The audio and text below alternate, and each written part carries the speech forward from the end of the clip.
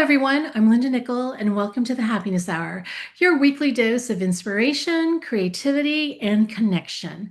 Each week, we welcome a new guest who shares fresh ideas, helpful tips, and encourages us to look at a subject a little differently. If you'd like to stay in the loop, sign up for our newsletter at lindanickell.com/happiness hour. Tonight's guest is Irene Sacilotto.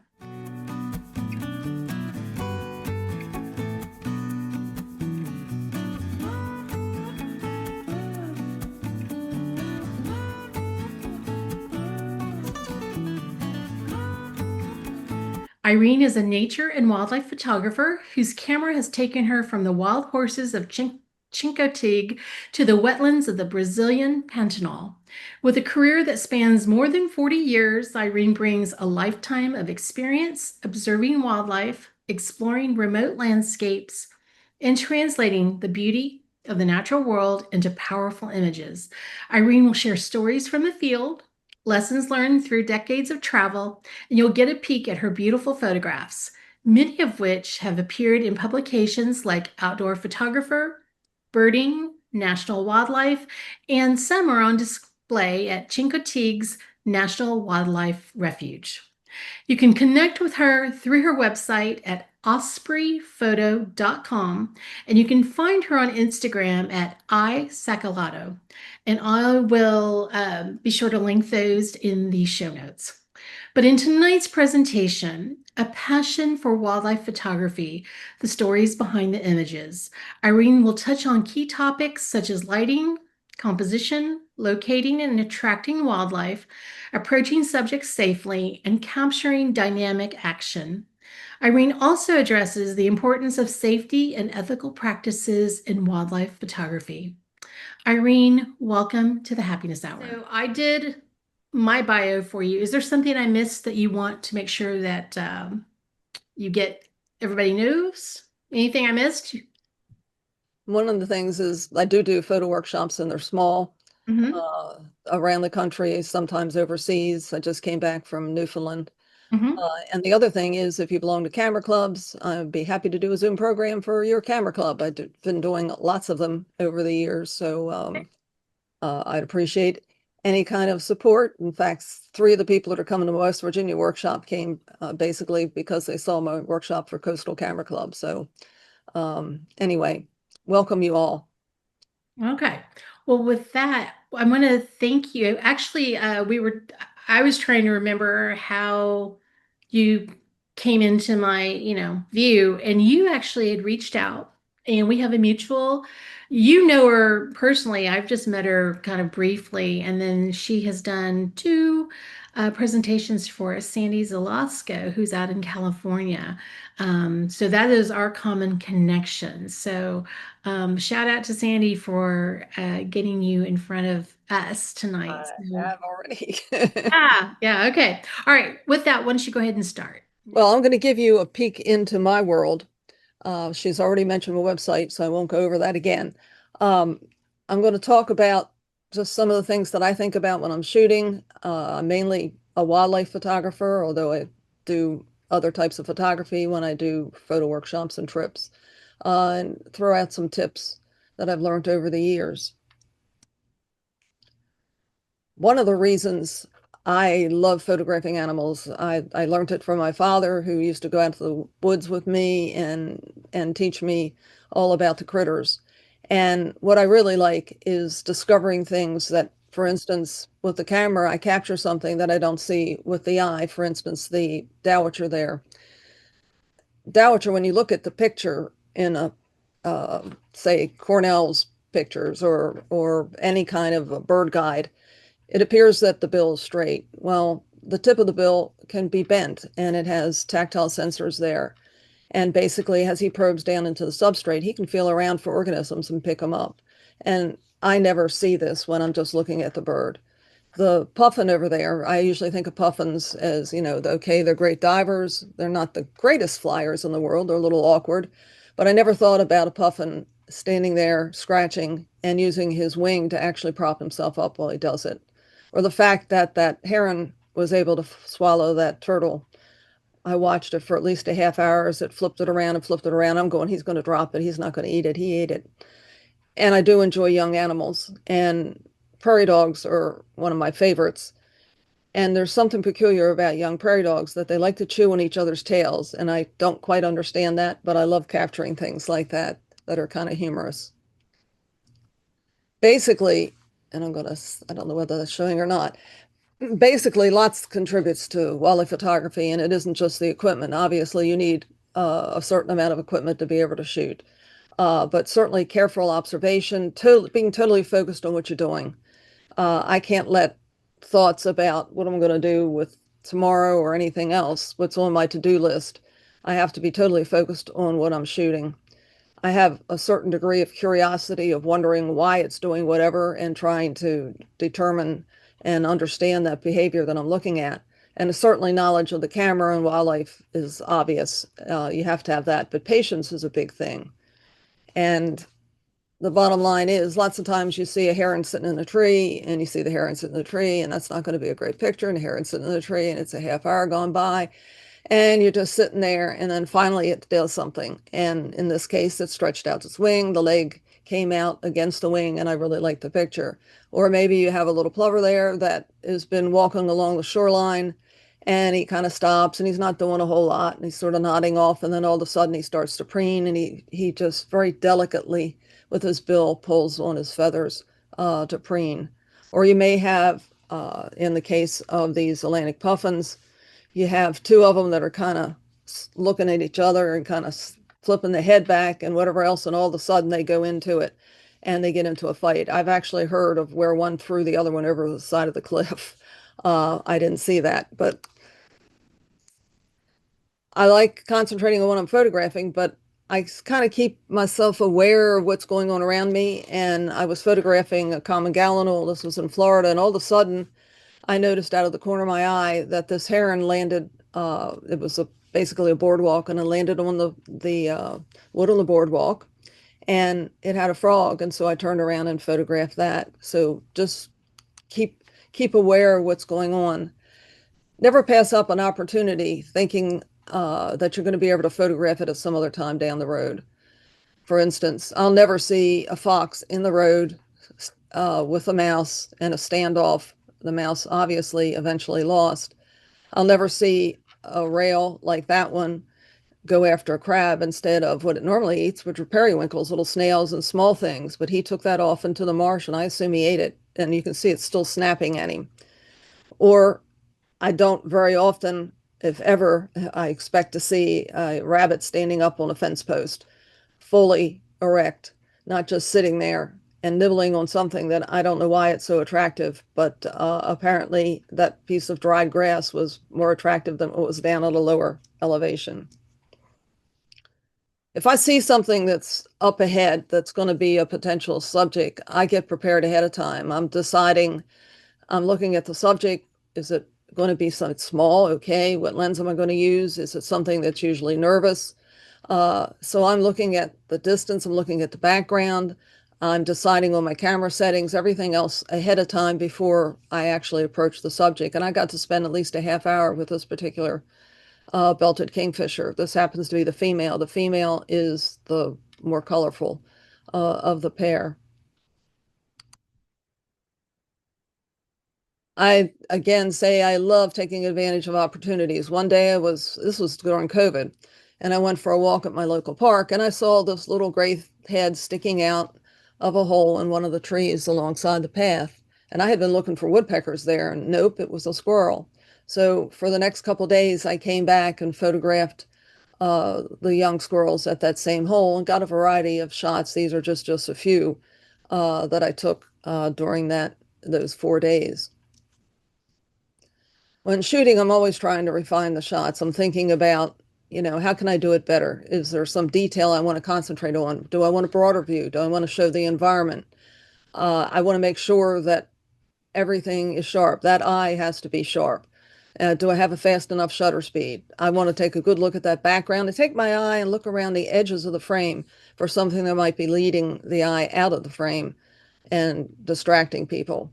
I'm looking for problem shadows and hot spots, and some of those shadows are pretty sneaky. I'll show you a picture later that I got all excited about. I thought it was going to be a great shot, but there was a shadow that was a definite problem. And I try to learn from my mistakes. The more you're shooting and out there on a regular basis, the better off you're going to be. I had a little gap in my shooting schedule doing some other activities, and I found that on this last trip, I made one or two mistakes that I would have certainly not done if I had been out the week before. And I'll share one or two of those with you. But photography is all about capturing light. So I'm looking at the color, the strength, and the quality. And one of the things I typically do is actually look up at the sky and see, okay, where's the sun? How are the clouds? Am I going to have some wispy clouds that are going to go over the sun and soften the light, and that'll be great? Do I have some storm clouds coming in that may add drama to the picture, or may they be a problem in slowing down the shutter speed? Or maybe I'm going to end up with rain. So the bottom line is I actively take a good look at the sky and periodically check it. I do love having color in the pictures that come from, for instance, the blue light early in the way before dawn or after sunset. Also, I love sunrise, sunset pictures where you can get the light reflected from the sun down on the water or sand and where you can get some silhouettes. But the important thing is Huh? to not just look in the direction of the sun, but look around, look above, look behind you, because often there's things happening in those directions, maybe colors just lighting up the clouds. In the case of this wood stork, the bottom line was this was not, I wasn't looking in the direction of the sunset. I was looking in the opposite direction because that's where the color was, and that's where I got the silhouette. Like most people, I enjoy shooting early in the morning, late in the afternoon. The light is certainly warmer, it's softer, and it's at a low angle. And the Rio Grande turkey, that was shot early in the morning on a ranch down in South Texas. And that early morning light just brought up the copper colors in the feathers of the turkey, those beautiful iridescent feathers. It brought out the red of this red fox. The sun was almost a red ball going down. The angle of the sun, that low angle, helped show up the ridges in the horns of that bighorn sheep. So I like soft light. Soft light can be very complementary to a picture. You can have light cloud cover, you can have a light haze layer. Actually, we've had some smoke layers that actually, when it's high enough in the sky, can actually soften the light, and you can have a whole day of shooting where you wouldn't have normally. Open shade is good. The benefit is that you don't have harsh shadows and you don't have bright highlights that can interfere with the picture, either upsetting and making a background that's not suitable, or maybe casting some shadows and problems across your particular subject. And an example of what could happen if it was a bright sunny day with this particular willet walking along the shoreline, that's a wave back there. If it had been a bright sunny day, that wave would have been very bright and it had a very distracting background behind the willet. Soft light is really good for white subjects. In the case of the swan, the soft light cast, and this is early in the morning, cast some nice light shadows onto the wings and onto that. It gives you a nice tonal gradient on the muscle where the swan uses to fly long distances. In other words, those soft shadows define the wings of the swan, and that tonal gradient shows some of the musculature of the swan so that he can fly. Soft light is particularly useful when you're working with a subject that might be in the woods. Otherwise, you're going to get a picture like that lower one. The direction of light, front light, comes from over your shoulder, hits the subject. In this case, it doesn't bother me. It's a little flat, okay, but I've got a lot of detail on the subject. You can see the pattern on the legs, for instance, the texture on the legs. I can see the feathers, very nicely defined. But in a lot of cases, side lighting is much more interesting. It breathes life into the images, makes things look more three-dimensional. It shows texture, like in the neck of that wood stork. So a lot of people prefer the side lighting. Very 3D, makes those feathers that the wood stork has between his bill almost look like it's jumping off the page. When light's just skimming the surface, when the sun is just coming up, you can get some shadows down into very small depressions.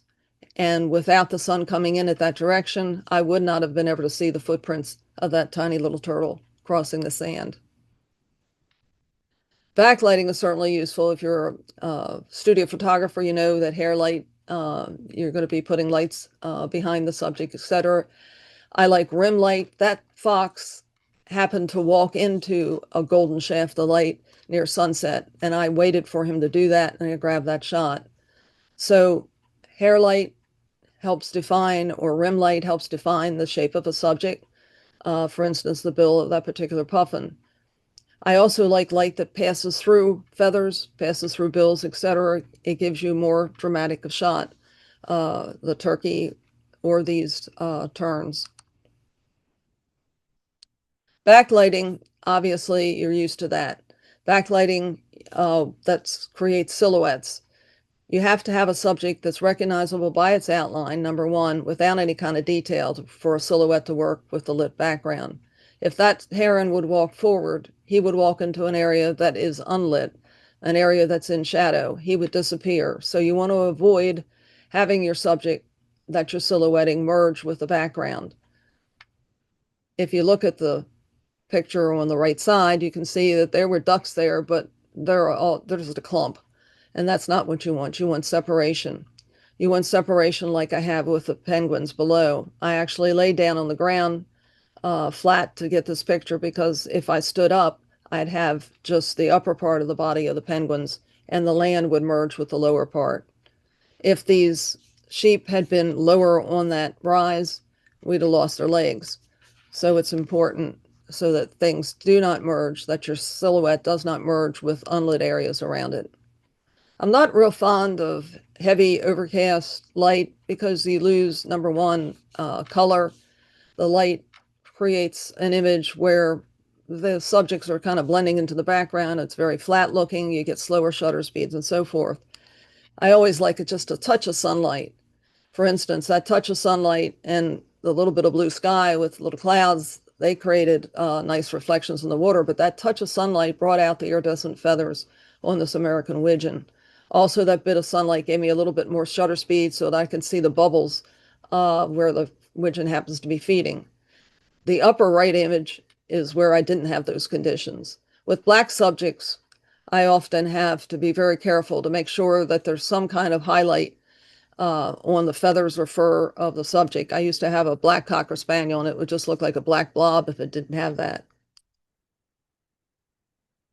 I don't let my excitement blind myself to some problems. In the case of the heron on the left side, oh, I was all excited. Hey, this is early in my career. I got a reflection. Oh, wow, he's got a fish. Okay, he's got rings in the water. And then to take a hard look at it, I'm going, I got that horrible shadow crossing his neck and hitting part of the face. The picture on the right side is much more dramatic. And I love the sparkle of the water droplets. I try to identify what made me stop and look at a subject. What's compelling about it? What kind of story do I want to tell as I take the photograph? And in the case of this little ghost crab, the thing that really struck me was the fact that its color and its patterns basically looked like the sand. So he was very well camouflaged. And I love the eye stalks. It reminds me of a little Martian. But I wanted to make sure that I took the picture so that I showed those eye stalks sharply and that I showed how he blended in with the background. In the case of the flamingo here, I tried to work with basically get rid of the non-essentials, get rid of things that are irrelevant, because what I wanted to talk about were all these curves. There are so many curves in this picture. I did not include the legs of the flamingo.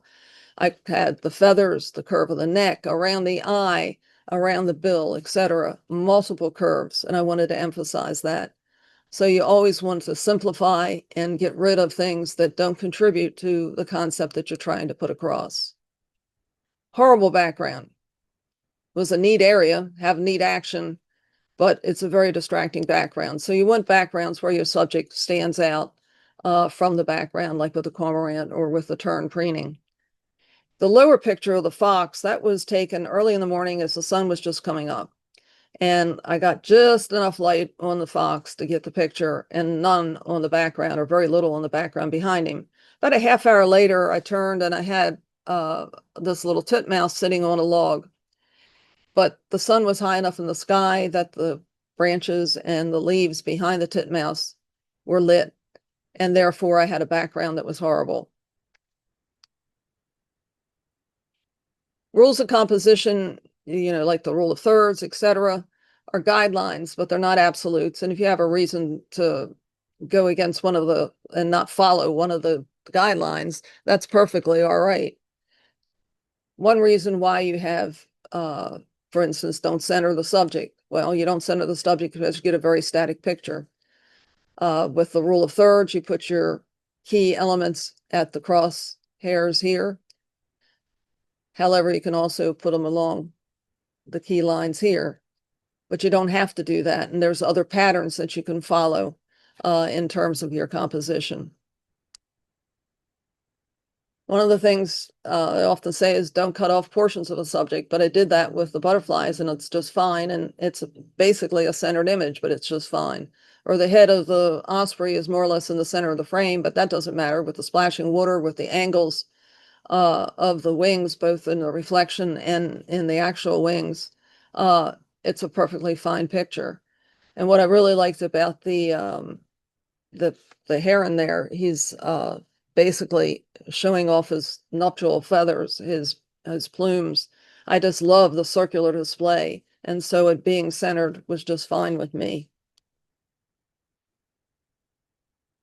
One of the things I usually keep in mind is that I want more room for where my subject is moving or looking. With a fox, I really like the diagonal besides the foot up. It's really suggesting that he's engaged looking at something. He's going to go after something more or less, or he sees something.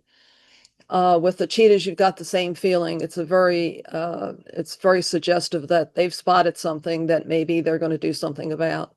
You don't want the subject exiting the frame. That's pretty obvious. I try to get the whole subject in the frame, and with this little raccoon, one of the things I think about is I can't see its feet. Now I could cut off the picture right there where the fur ends, but I like to imagine where the feet are and leave some kind of platform for the subject to stand on. And that goes along with birds in the water as well, trying to project where the feet are in the water and leaving enough water at the base of the frame for their placement. What I don't want to do is what I did here with the puffin, and unfortunately he was close and I cut off his feet. Not a good thing. But I did cut off portions of the snake because I wanted to emphasize the curves and the patterns. I did cut off portions of the eagle here because I wanted to frame that head, show that curved beak, show the eye, the penetrating eye. So it's perfect for the composition, nice framing. What I don't want are subjects to disappear into the background, into heavy shadow, flying away or moving away from me. I want a nice flow of subjects that are not blending in with the background. Eyes are the windows to the soul. There's a lot of truth in that. I like the highlight in the eye as well. It shows some sign of life. You really want your eyes in the photograph to be very sharp, because if the eyes aren't sharp, the rest of the animal or bird is not going to appear sharp. I also like more or less a connection with the subject. With this little raccoon here, basically there's direct eye contact between me and it, and I like that kind of effect. It's very intense. And with the fox, what I really liked about that one was that eye is very expressive. It basically suggests this is a sly fox. He's going to outfox me. Sometimes manual focus is necessary. Usually I use autofocus. However, using autofocus, I ended up locking on the grasses instead of the eye of the rabbit. So I just went to manual focus and manually focused on the eye for the photographs of this guy eating. You've heard this one before, but it's usually best to shoot at eye level with your subject. It's more intimate. You get less body distortion. It's like if you shoot a child, You want to shoot on their level. You don't want to shoot down at them. They look like they'd have a big head. You want to have the subject and the background separated. You want a smooth background. And usually by shooting at eye level, you get a distant background.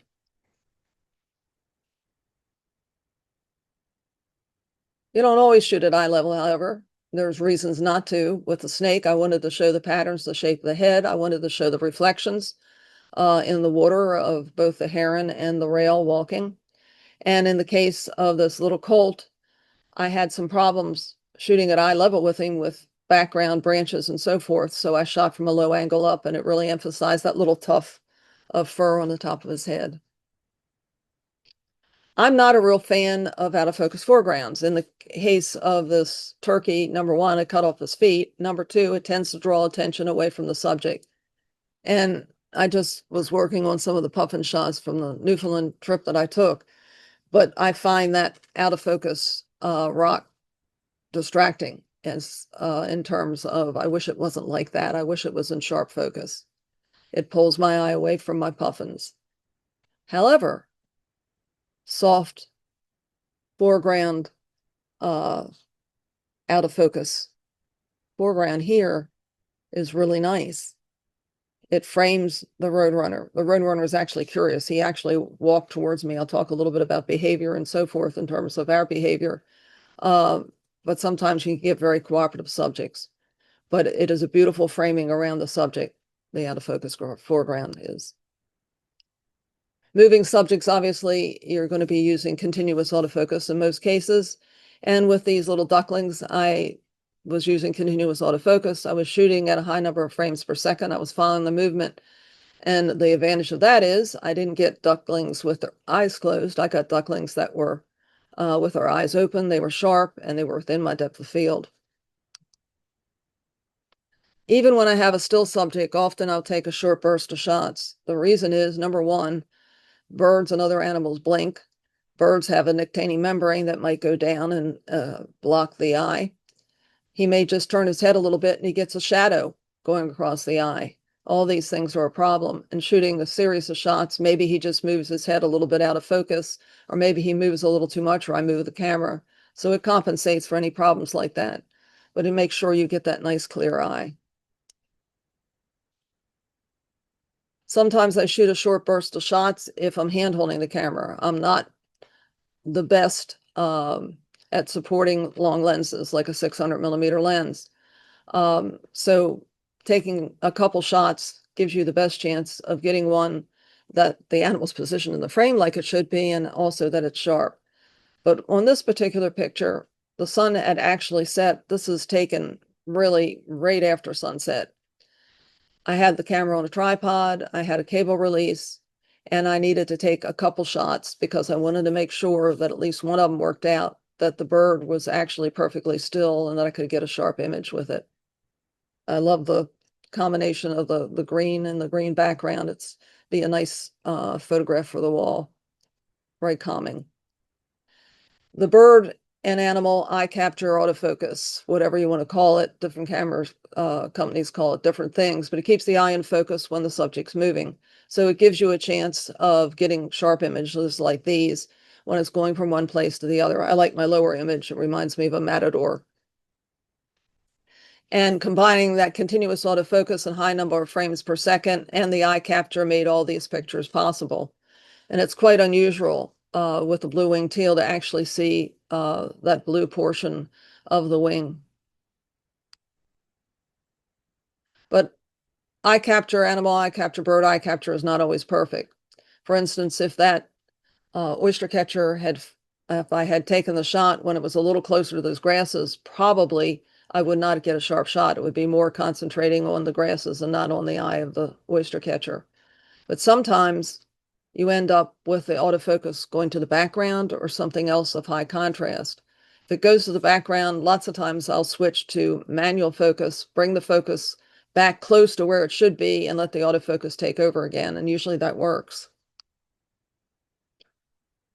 Telephoto lenses magnify and isolate. That's obvious. But you got to think about a couple other things that they do. One of the things they do is they compress distances in a large background object. So you can use the telephoto to create the sense of crowding or here the sense of chaos. And by the way, those posts were a lot further apart than they appear here. The second thing about telephoto lenses is they have a narrow angle of view, and that gives you an advantage if you have a background behind the subject that happens to be distracting. Just a slight shift in your position, you might be able to get a background that you're much happier with. In these two cases, I actually found shadows in the background that I could put the subjects against so they look spotlit. When you end up magnifying a lot, one of the things you run into is you get a shallower depth of field. When you have multiple subjects, that can be a problem. You can go to your higher f numbers or f-stops, smaller lens openings, basically, to get more depth of field, but lots of times that's not totally helpful. What you really need is the animals, hopefully their eyes to be equidistant from the camera if that's possible. However, sometimes that's not going to work. One of the things that I'll accept the fact is I'll take and use less magnification so I can get more depth of field. All the animal eyes are sharp, and then I can crop afterwards. It doesn't change anything. With very high magnification, like with this little sanderling, your depth of field can be just a matter of millimeters. Those that do insects and so forth certainly have to face this. The best thing you can do in this case is to line up the face of the lens parallel to the surfaces that you care about, the eye and the side feathers of this particular sanderling. Big problem you have with telephoto lenses is there's the bird in the sky, you put your lens up, you're trying to find the bird and you can't find it.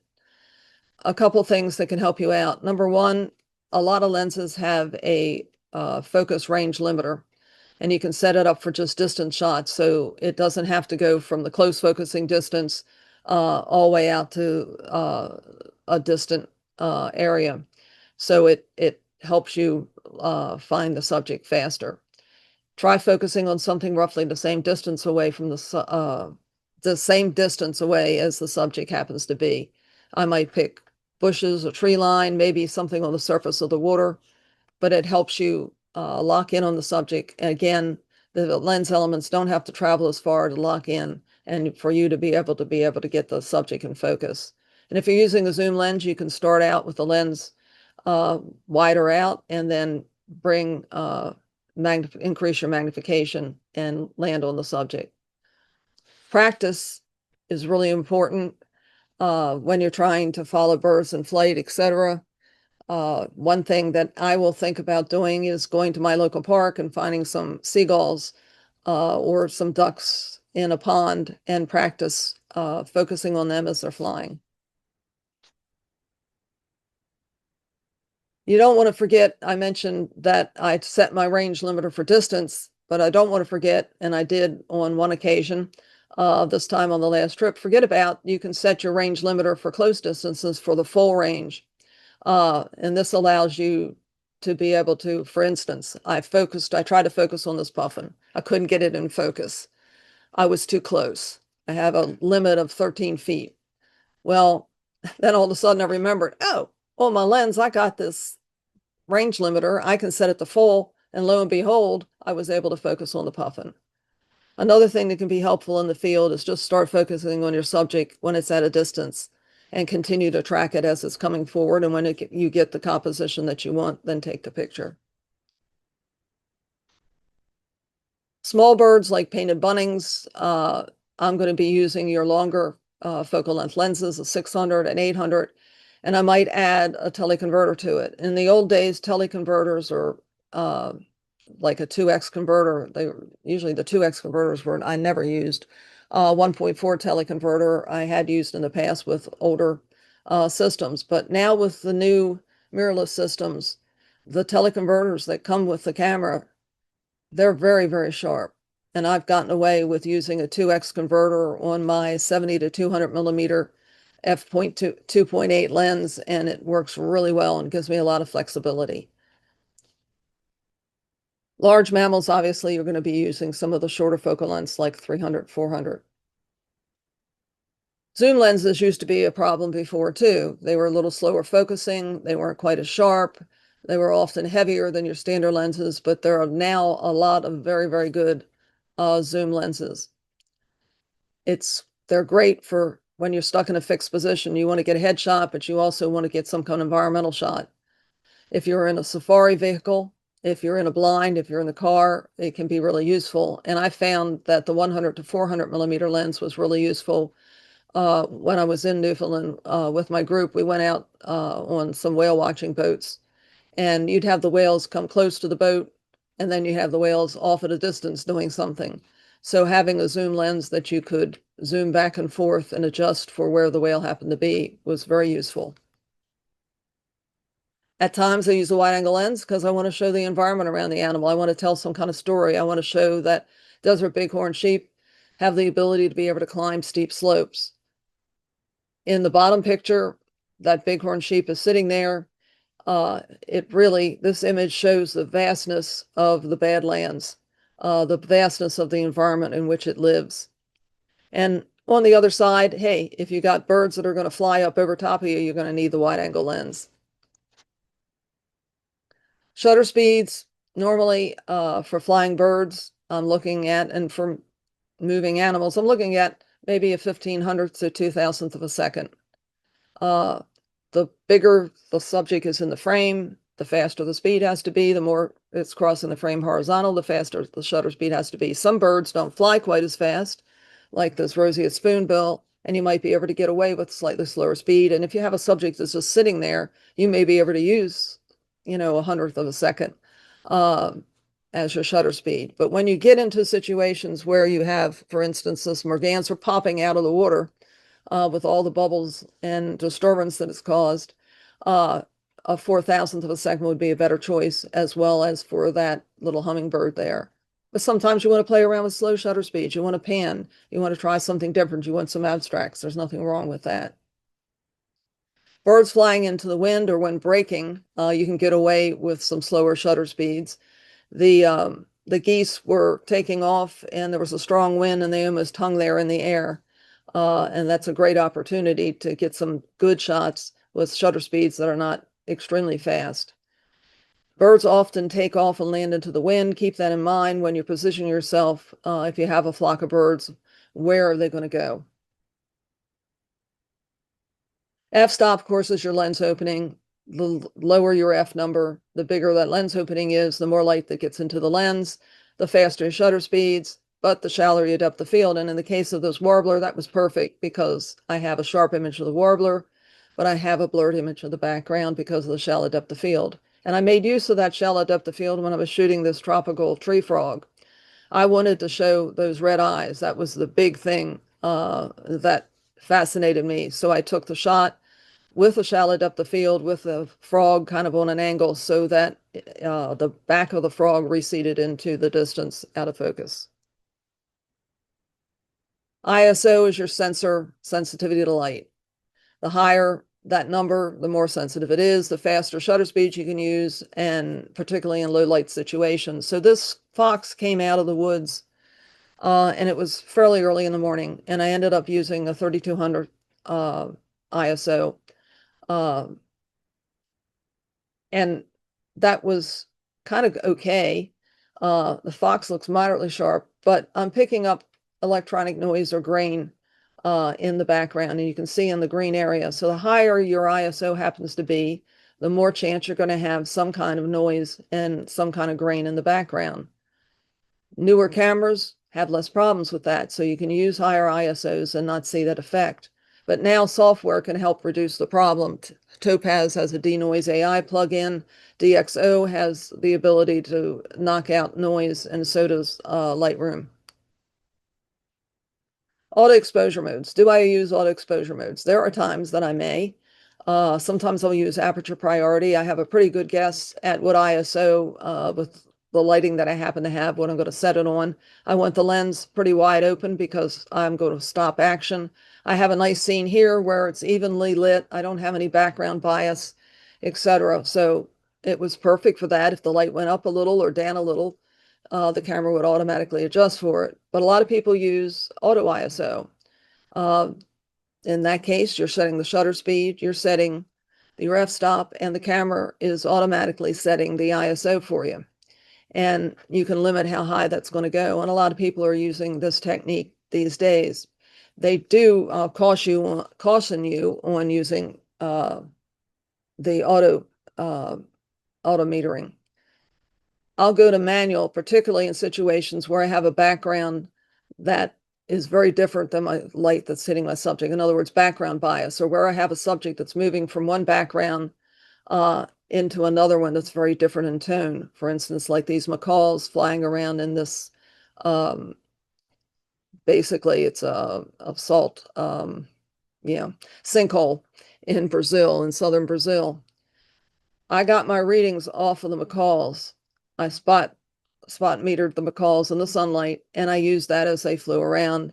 And I did the same with this marmot. This marmot has a problem in that if I take the picture with an auto setting, it's going to see all that dark area. The meter's going to see all that dark area. It's going to say, that's pretty dark there. The marmot's probably in a pretty dark area. I'm going to lighten up on the exposure, and the marmot would be overexposed. Basically, it's a good idea in this case to maybe spot meter off the marmot at some mid-tone and set your shutter speed, f-stop, and ISO for that particular exposure. And then if he moves around, you have no problems.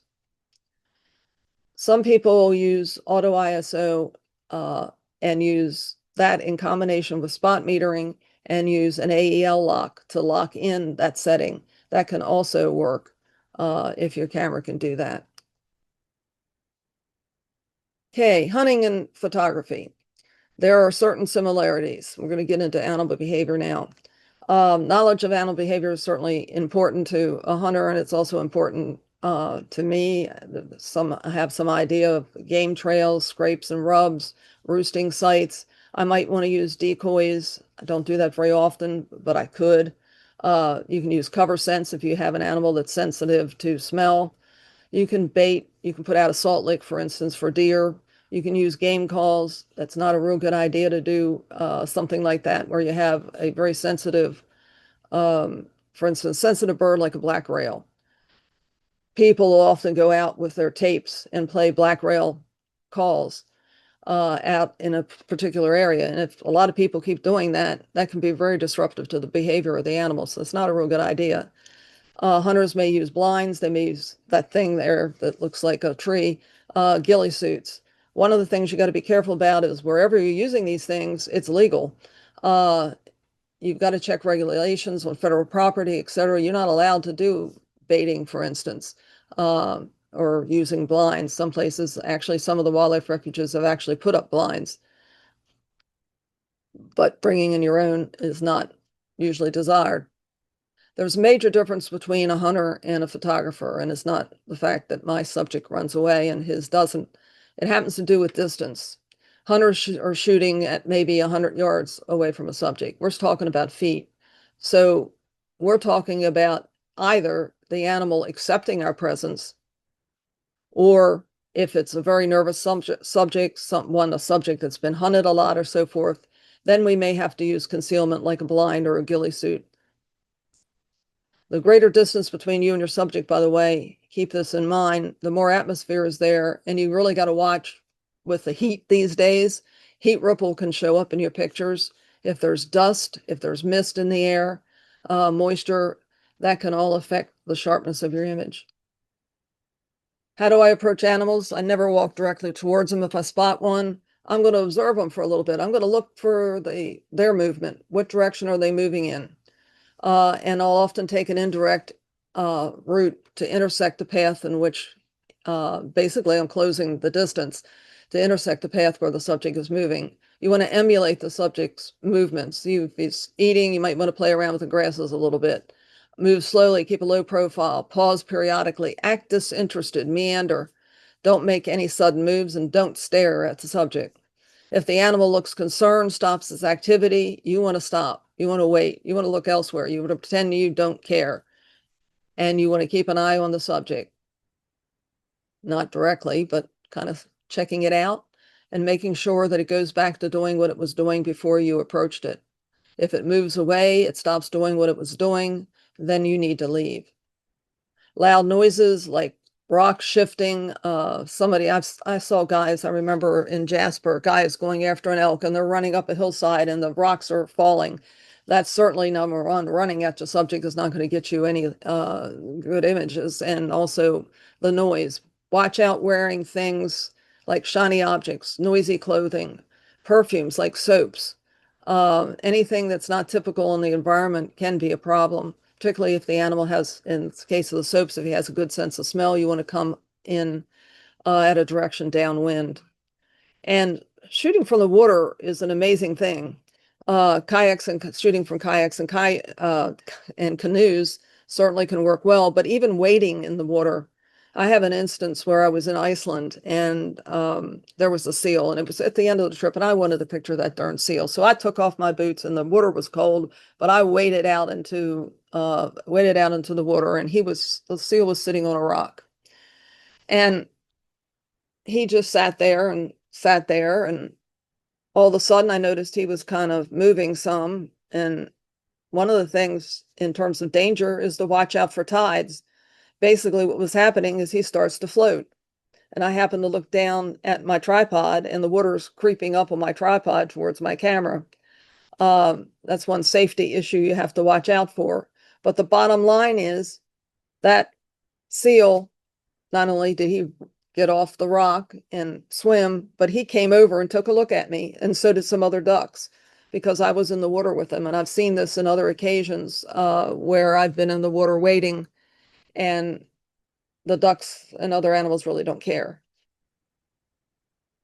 You can use blinds in the water. You can have a chair blind. This was a neat one it's very compact and you can fold it up and carry it in your car or to your next location, etc., or move it around the location that you're at.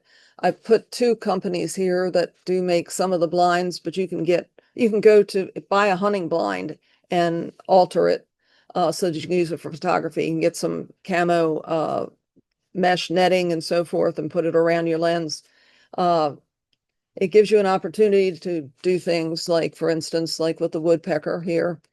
I shot from that sitting blind there for the woodpecker. I put up a old log and I put I put some mealworms, a little bit of peanut butter there, and he certainly was interested.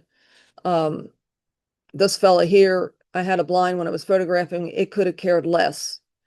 It came off, it got up off those eggs and went off. It swam, it came back, it sat back down on the eggs and totally ignored me. So blinds can work really well. It's important to know where to put them. You need to put them someplace where the subject is going to be. You can't just plop a blind in the middle of the field and expect to get great shots. If ducks are feeding at a certain end of a pond, that's where you want to put it. You also want to take a good look at your background that you're going to have, where you place the blind versus where your subjects are going to be, how the light's going to be hitting that area. Tripods. Do I use a tripod? Yes, I do part of the time. With some of the lighter lenses, I'm using the tripod a little bit less, but certainly you can get sharper images if you're using a tripod in a lot of cases with slow shutter speeds. You can examine the screen a lot more easily and make sure that everything is in focus, that you want on focus. You can refine your composition, and the main thing is you're not fatigued. I remember trying to shoot some whales in Newfoundland, and they'd pop up here and they'd pop up there and so forth, and you're standing there hand holding the lens, and it gives you a lot of flexibility going back and forth. But after a while, you get fatigued. You put the lens down, and there goes the whale right in front of you. In terms of tripods, you want something lightweight that can handle your longest, heaviest lens. You want legs that lock firmly, that it sets up quickly. And I don't really want a center stalk, because you want the tripod to come to eye level without any kind of extension of the center stalk. On top of the tripod, I'll use something like this Wimberley mount, which allows you to pan really easily with your subjects. It balances the lens and the camera body. Or I'll use a large ball head. This is an Arca Swiss Z series ball head. I've used them for years and I'm pretty good panning with it, except when it gets cold. And you want to keep it clean so it doesn't get dusty. But it takes practice. Monopods, a lot of people do like monopods. I'm not very good with a monopod. Um, but if you want to think about a monopod, you want to kind of put it out in front of you on an angle and position your legs such that you almost have a shape of a tripod in terms of being steady.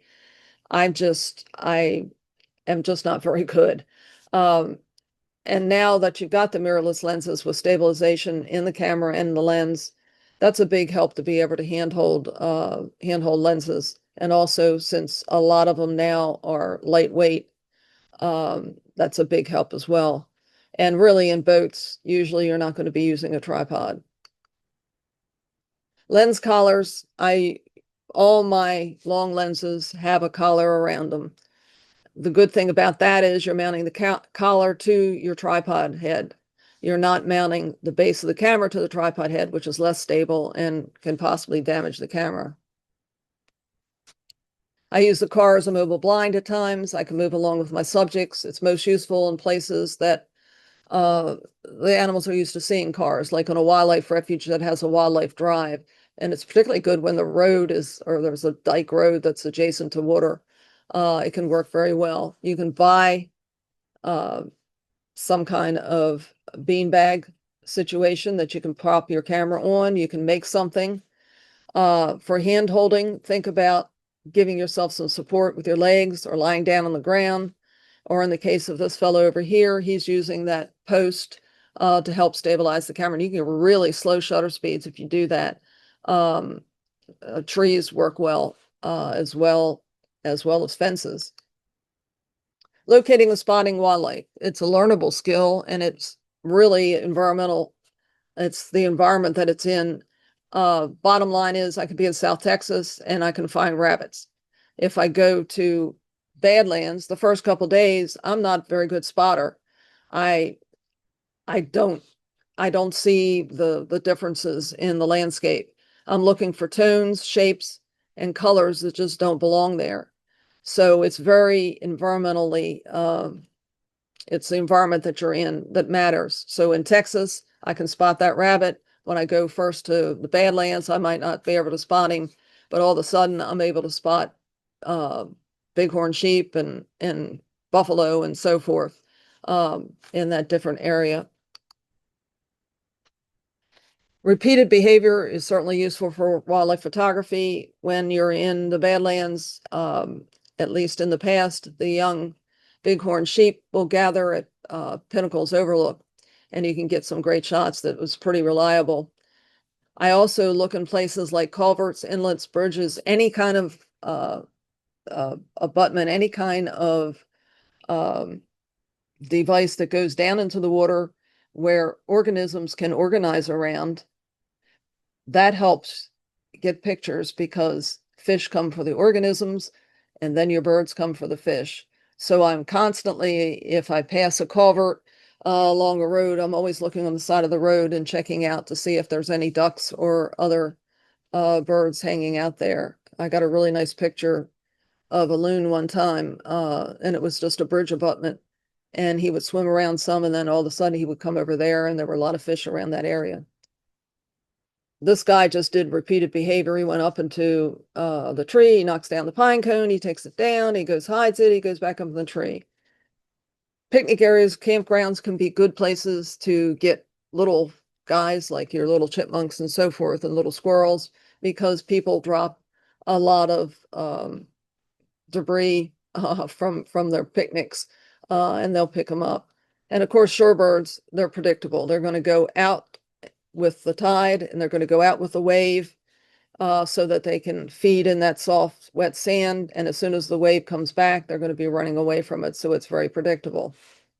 I check out dead snags. I look for hawks, raptors in high areas, often sitting on bare branches or maybe on top of poles, or in the case of the bald eagle, he was sitting on a sand dune.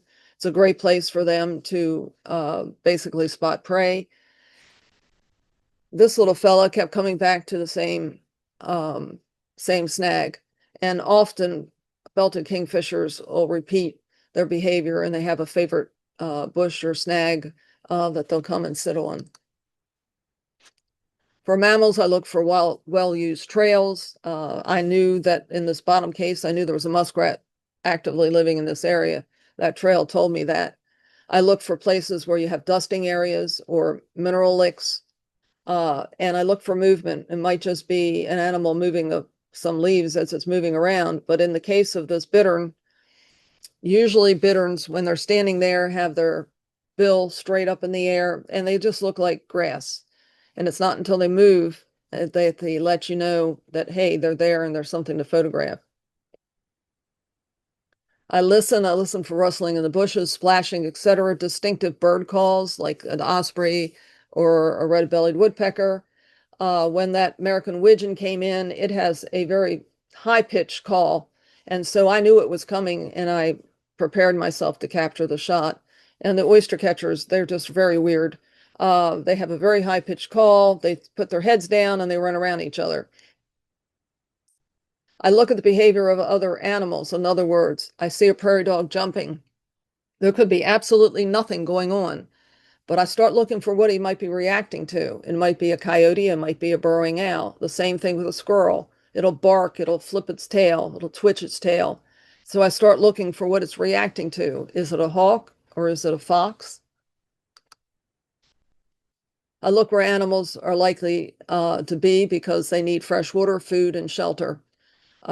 In the case of this coyote, I was actually photographing something else and he came in and got a drink of water because it was really dry in the area. With hot temperatures at the end of summer, it's a good place to look for some small ponds that had fish in them. And when those small ponds get hot, they start to shrink. And then the fish becomes very concentrated, and you can get a large number of herons and other birds coming to feed.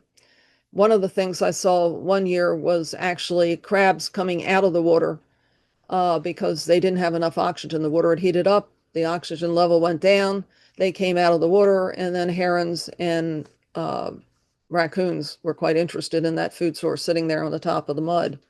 I look for high activity near food sources, so like nuts, berries, and seeds.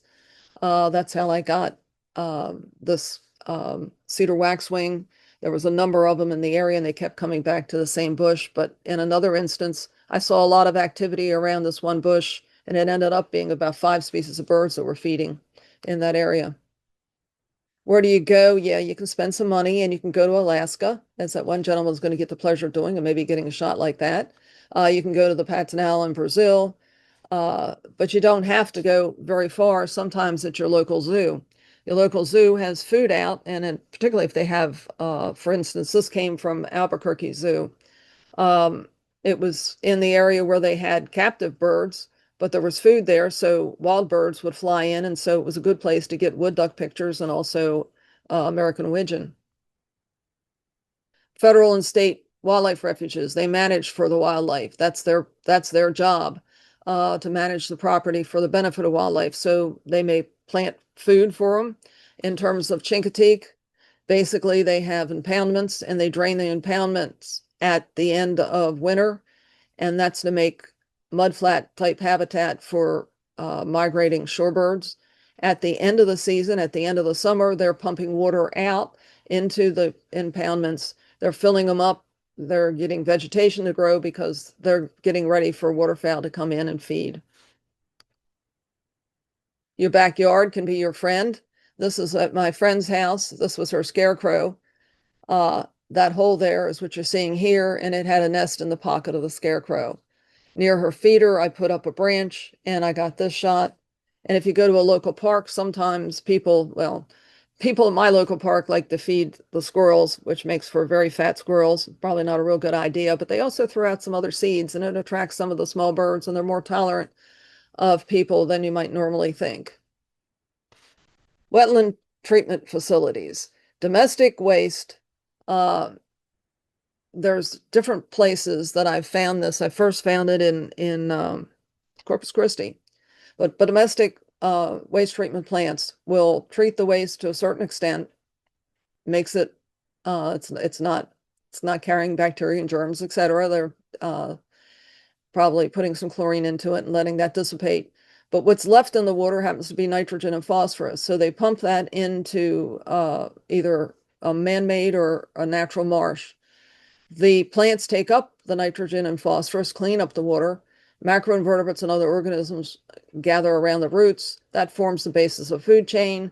You get fish and other birds taking advantage of it. And if you go to South Florida, particularly to the East Coast, you'll find places like Green Cay, Waxahachie, and Orlando Wetlands, and there's others where you have this kind of situation. And they've actually put in boardwalks. You can walk around the dike roads. The animals are used to seeing people, and they actually nest there, and you can take pictures of nesting birds, which is pretty cool.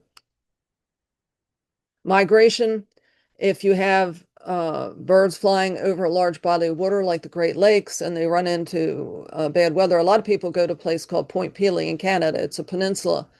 Um, and the birds want to settle down. They're tired and they want to settle down in the first piece of land they see, and that happens to be this Point Pelee. And you can get a lot of different warblers and birds that you wouldn't normally be able to get pictures of because you have what's called fallout. In the case of these guys, they were coming up the Chesapeake Bay. They must have encountered some kind of problem, and the first piece of land they saw happened to be Tangier Island, where I happened to be. And there was about 6 to 8 species of birds that landed in the trees there and stayed for about 2 or 3 days. You also can go to the beach and get migrating shorebirds in the spring and the fall.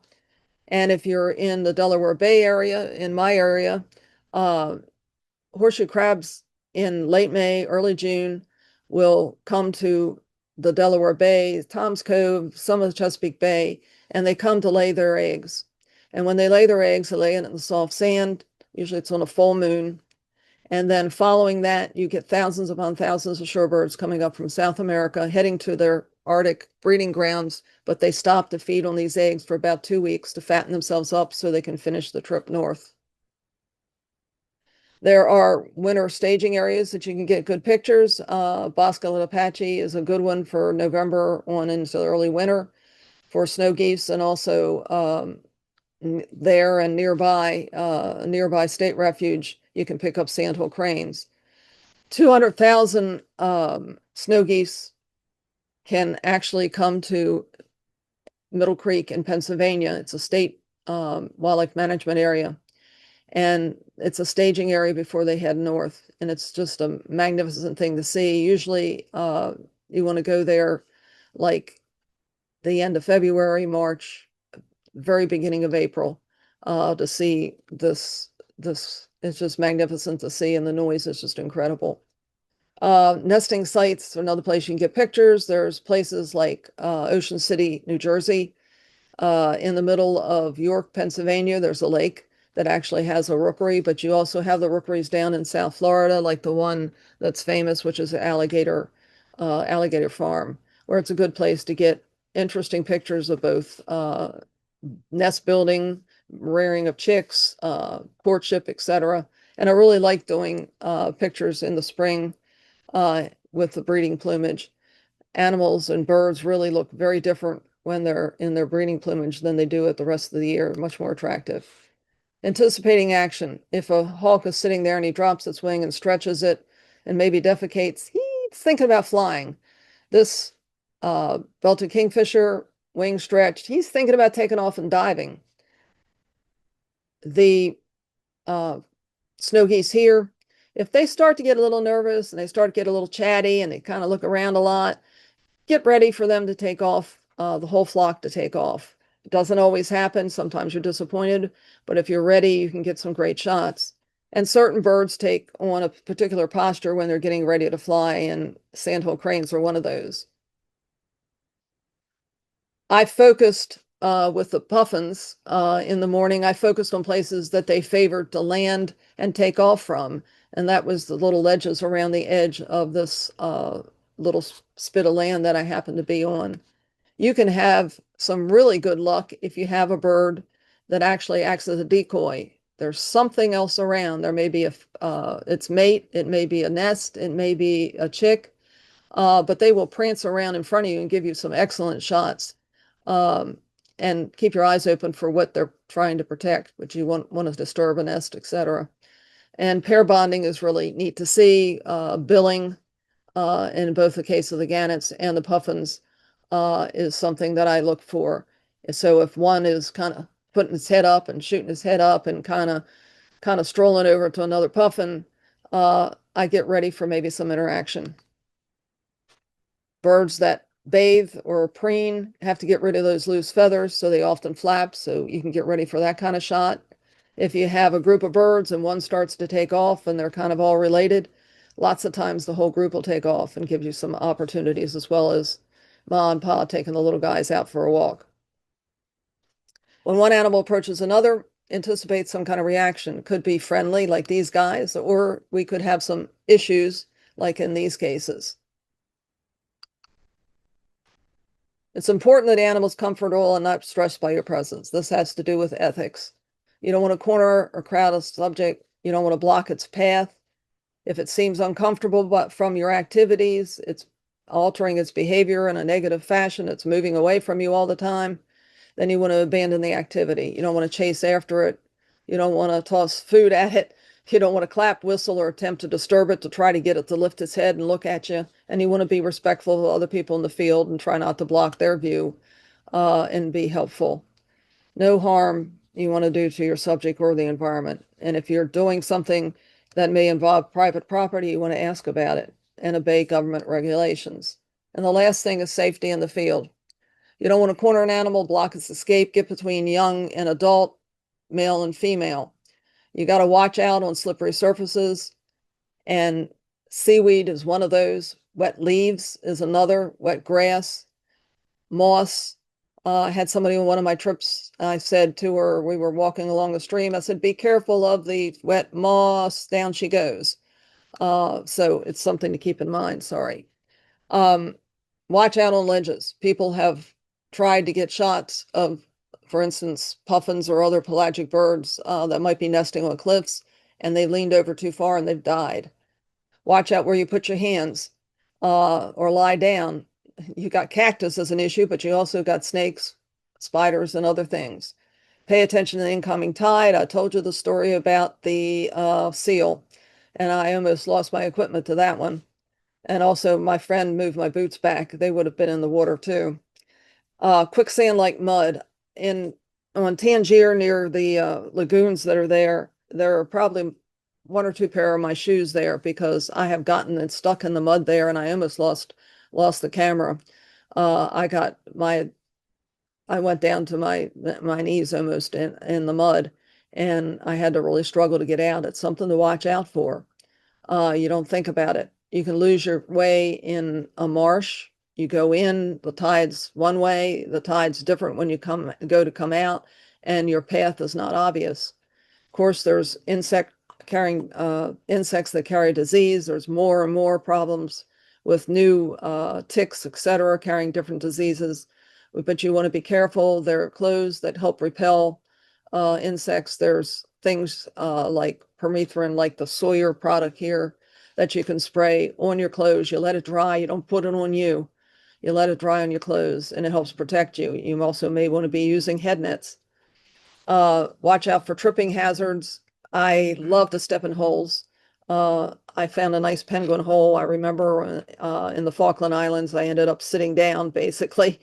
But it's something that you can trip and basically either break something of yourself or break some of your equipment. And of course, sunscreen, sun protective clothing, and drinking lots of water makes a difference. You can get really lightheaded and disoriented if you don't stay hydrated. Use telephoto lenses to provide a safe distance from dangerous subjects. Bottom line, be aware of signs of aggression. If you see an elk thrashing at the bushes and urinating, and that's not a good thing to be around, and you want to be backing up. In one case that was reported, the elk was looking at a person and thinking about going after her, and a man helped out and pulled up his truck uh, to try to encourage the elk to go elsewhere, and the elk actually put his antlers through the hood of the truck. So animals are dangerous, like the buffalo. You often see people, oh, Sonny, go over and put your hand on the antlers of that moose over there. And if you see people doing that, you got to advise them, you could get killed. And buffalo toss people each year. If tourists are crowding an animal, you want to encourage them to stay away, back up, and you don't want to participate in it. Animals in national parks are not tame. And with that, that is the end of my presentation. I'm open for questions. I do Zoom programs for camera clubs. I've got a blog on my website. That's my website there, ospreyphoto.com. My schedule of workshops is there. Um, I have a newsletter that's free that comes out about once every 2 months. You can sign up for it using this link here. And I have a little YouTube channel that uh, it's on wildlife photography right now, and it's various tips. And it's a number of segments. And with that, I'm going to let you all, I'm going to stop share and let you ask questions. Well, let's see. I was kind of keeping up with all of these and I didn't see any questions yet, but Irene, there there was one comment in here and I kind of giggled when I saw it, and I'll share the chat with you. But basically, Rose says this was like one big master class, and it was. You covered it from A to Z. And that's what I like is there's a lot of information packed into your session. I And talk fast. I highly advise you, if you enjoyed this, to go look at the video that she's going to post. yeah. Also, there's text there that gives you more information than I talked about. And actually, this is a shortened version of what I usually do for camera clubs. I had a hell of a time trying to cut it down to be, I don't know, I have no idea if I made it within the time limit. Um, but anyway, I do that on purpose. A lot of people say, I really need an hour and a half. And I said, I want it in 45 minutes, 55 minutes tops. And I do that on purpose because I want people to get a sampling of you as a photographer, as a teacher, a mentor, workshop leader, whatever that is, right? So they go directly to your website and they go look for you on Instagram so that they can get more there. So this is my, maybe no one else really gets that, but I think of it as a little teaser. So my way of introducing your work to this group. So I so appreciate you. I'm so glad that you reached out and said, hey, and I'm sorry I had to make you wait a little bit, but that's just the way the scheduling works hey, right now. hey, I was in Scandinavia for a month, and I was back for 3 weeks, and then I was in Newfoundland for a Yeah. month. So Oh, yeah. I've been on the road a little bit, and I see Sandy signed in there. So hey, You did. Sandy, thank you. Yeah. You're Yeah, the one you that did. helped me get in contact. So that was good. Yeah, there's a few notes in here of people wanting to catch up with you because there are quite a few people on the East Coast, and some of them are saying, "I'm not too far from you." So, if you get that email from somebody saying, "I'm from the Happiness Hour," you've been warned. Hey, I'm happy. I'm happy. I do programs all along the East Coast, from Chincoteague, Wonderful. Assateague, Outer Banks, and also over to West Virginia. They're pretty standard, Yeah. as well as other places like South Dakota and so forth. Well, I really do appreciate you giving up your time and joining us tonight. So, I know that you do workshops. What's your next workshop? What's coming up? Well, West Virginia's full. Okay. That's cool. Assateague and Chincoteague and Okay. Outer Banks, and I have one. It's not going very well. If somebody wants to sign up for it, um, it's South Dakota Badlands. I've done it before. It's a great workshop, but that one is not filling up to the degree that I would like to see. So that's another possibility. But a lot of them fill up fast, like the West Virginia.